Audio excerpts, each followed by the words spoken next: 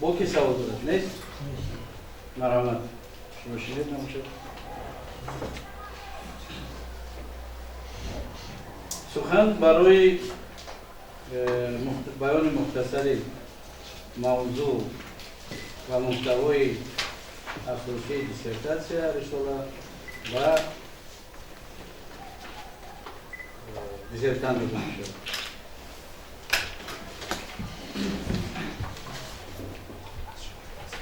محترم رئیس، محترم عزیزان شورای دیسرتاسیونی، من میخوام اجازه دهید موضوع دیسرتاسیونی خود رو در موضوع تحلیل مقایسه فلسفه اخلاق افراد روزی و نصرالدین طوسی مقسم شما هستم. واسه افکار متفکران عصر دونگی توشیکار هنوز از دوره شوروی مورد تحقیق علمی قرار گرفته.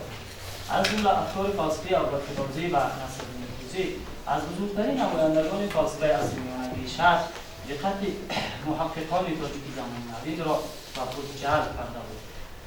توجه به تعلیمات فلسفی این متفکران بی‌سبب نبود، زیرا آنها نه تنها از علم فلسفه بلکه از علم‌های دقیق زمانه‌شان نیز برخوردار بودند. رویه عقل‌گرایی و انسان‌گرایی را پیشه کرده‌اند در علم فلسفه و در علم‌های دقیق نوآوری و نوگانی‌ها نموده‌اند و از این سبب در ممالک غرب عصر میانگی نیز شهرت داشتند. حالا در زمان صاحب استقلالی دولت تاجیکان ضرورت باز هم بیشتری میراث علمی و فلسفی و فرهنگی بزرگان گذشته ما پیش آمده است، زیرا این راه اساسی مستحکم کردن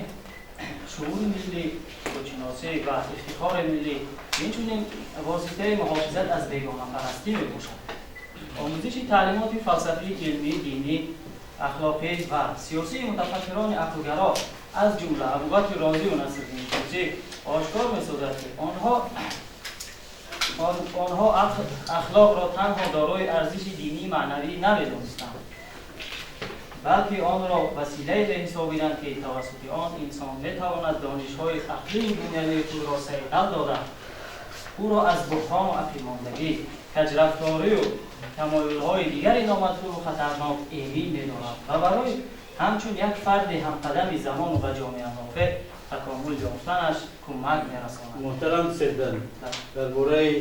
قیمت و ارزش گذشتگان و چه موقع و حکم داشتن شما در سیاستتون هست، در استفاده هم هست، در این دوره کمتر استفاده مختصر درباره آنچه که شما در این سیاستتون تحقیق کردید و با روی حمایت پیشنهاد کردید و آنها چه چیزی نو رو افاده میکنند همه در این باره اعتبار دید.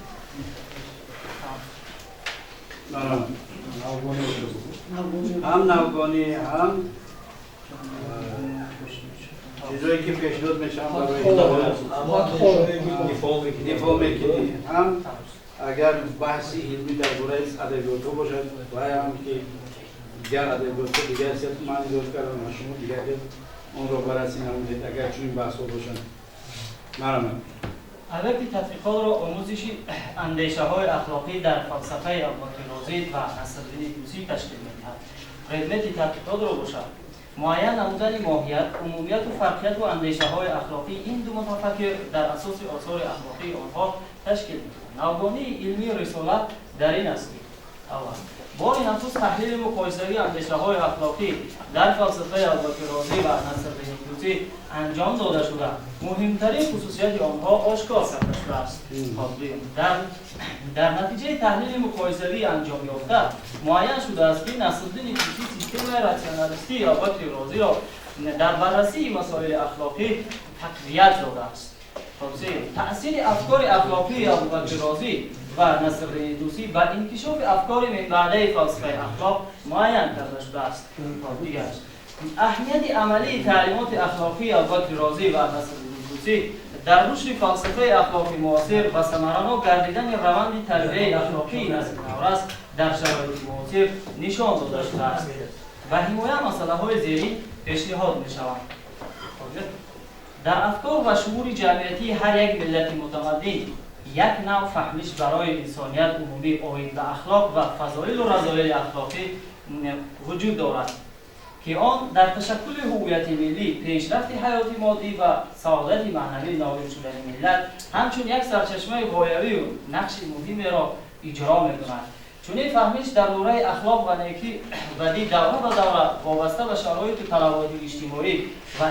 و اقتصادی مضمونا یا شکلا تغییر پذیرفته تحول و تکامل می‌یابد و با دانش‌های نو غنی می‌گردد. اصحاب حیالله مشایخ شرقی، اهل تصوف، اهل کلام و نمایندگان اخوان صفا و غیره هر یک از خزینه فلسفه اخلاق دانشی را زن نمودند و راه ویژه خود را برای به سعادت و خوشبختی نایل شدن فرد و جامعه پیشکش کردند. یکی توسط معرفت، دیگری توسط پاکسازی نیت‌ها، سوم توسط تزکیه نفس و سیر و سلوک باطنی. نابسته از آن که آثار و افکار فلسفی و اخلاقی ابوبکر رازی و نصرالدین طوسی از طرف محققان زیادی وطنی و خارجی مورد پژوهش قرار گرفته بودند و آنها در این جاده با موفقیت‌های زیاد کامیاب شدند، ولی به عقیده ما در زمان کنونی نیز از تحلیل تعلیمات آنان دست کشیدن نشاید، زیرا هر یک دور و هر نسل من بعده به درک افکار این فیلسوفان احتیاج دارد و به این طریق خود را حصه از تمدن بزرگ حس می‌نمایند. باید قید کرد که خصوصا آموزش اندیشه‌های اخلاقی مهمیت خود را در هیچ دور گم نخواهد کرد، زیرا آنها پایه نظام ارزش‌های معنوی ملت را تشکیل می‌دهند. تعلیمات اخلاقی ابوبکر رازی که بر پایه عقلگرایی و انسان دوستی اساس یافته است، دلیل آنند که انسان قدرت دارد تا نفس خود را بشناسد و به وسیله و اصلاح و تکاملش بپردازد. موافق معلومات متفکران زیاده که از آثار علمی و فلسفی ابوبکر رازی از جمله آثار اخلاقیش خبر دادند، ابن ندیم، ابوریحان بیرونی، ابن سینا، محمد خوارزمی، ناصر خسرو، بیهقی قفطی، ابن عبدالسیریه، ابن خلقان، عبدالرحمن حازمی، فخرالدین رازی او چند عدد کتاب دایر به مسائل اخلاق نوشته است، ولی متاسفانه از آنها تا زمان ما تنها طب روحانی و سیرت فلسفی رسیده است. اندیشه های اخلاقی که در اثرهای نامبرده شده از طرف متفکر ابراز گشتند منشأ عقلگرایی دارد و مسائل اخلاقی را که ابوبکر رازی مورد بررسی قرار داده است در چهارچوبه دلایل اخلاقی قرائت گشتند. زیاده از این تعلیمات اخلاقی ابوبکر رازی خصوصیت انسانگرایانه دارد، زیرا مقصد آن کمالات انسان و دسترسی به جان نمودن و سعادت میباشد. در مقایسه با دیگر فیلسوفان که اثرهای اخلاقی تعریف نمودند، در آثار اخلاقی پیش ابوبکر رازی از آیات‌های قرآنی استفاده نموده است، ولی اندیشه‌های اخلاقی او همردیف با تعلیمات اخلاقی قرآنی میباشند. مثلا متفکر اسلام‌های رذیله و مثل بخل، حسد، تکبر، دروغ، غضب و غیره را محکوم می نماید که آنها در تعلیمات دینی نیز مورد سرزنش قرار می‌گیرند. فیلسوف اندیشه های اخلاقی خود را در وابستگی با اندیشه های سیاسی اجتماعی و مسائل دولتداری و طرز حاکمیت‌داری ابراز کرده است، زیرا انسان موجود اجتماعی است و اخلاق او در تاثیرپذیری از جامعه به وجود می‌آید. تشکر. بکرم هر چیزی که می‌خواستم اضافه کنم با چیزی که در ریفرات هست گفتم و دوامش در ریفرات و در رساله هست و از اون شروع همه با ما آشنا هستم دوام میکنم. بنابراین حجت دیگر به نیست. کی سوال دارد بعد بسیار مرحمت معلومه. همین برای جامعه معاصر تحقیق همین موضوع شما کدام اندازه ضروری است؟ سوالی بیام باید شما بودن مثال ای قرآن آورده است همین هر دو متفکر همون ابوبکر رازی همون نصرالدین طوسی سرچشمه اساسی را از قرآن گرفتن یا از علوم گرفتن یا از اخلاق پیش از اسلامی گرفتن. اساسا همین اساس از وجود گرفتن. شما بودن که از وای گرفتن چی بودن؟ این حاضر برآمد کنم بودن بطور از قرآن از مشروع گرفتن. همین میشه که از وای اخلاقی پیش از اسلامی شدن نبودن. شما ایستاده جواب میده و در حال که میشینید باشید. باید سوال دیگه میتونم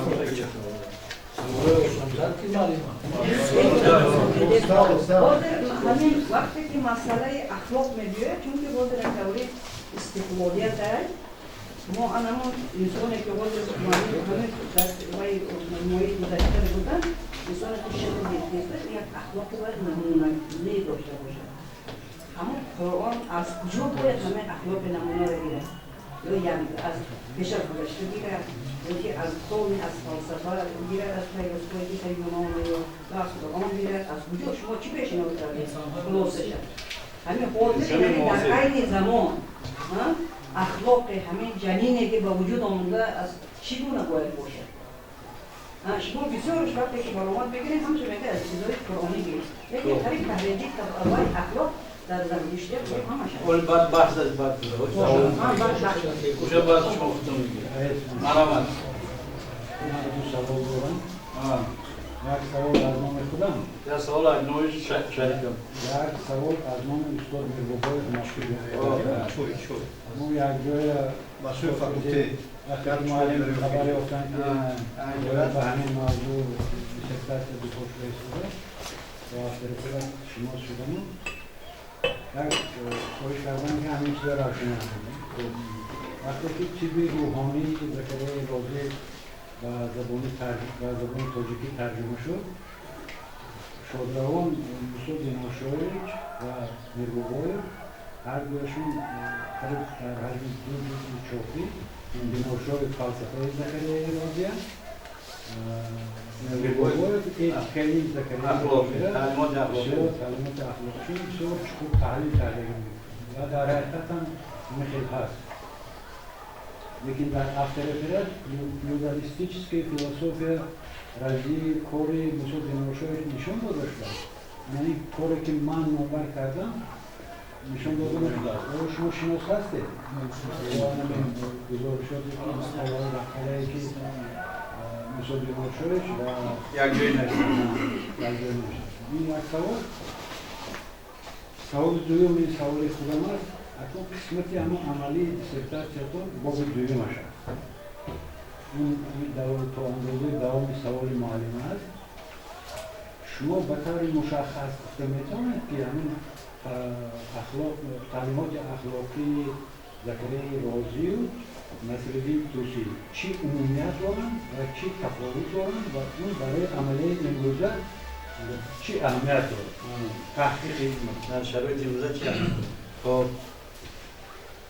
اگه سوالات بسیار وسیع بدم 5 تا سوال شده میخوام که سوالا را بسیار مشخص کنید این خیلی بسیار وسیع دیگر برو از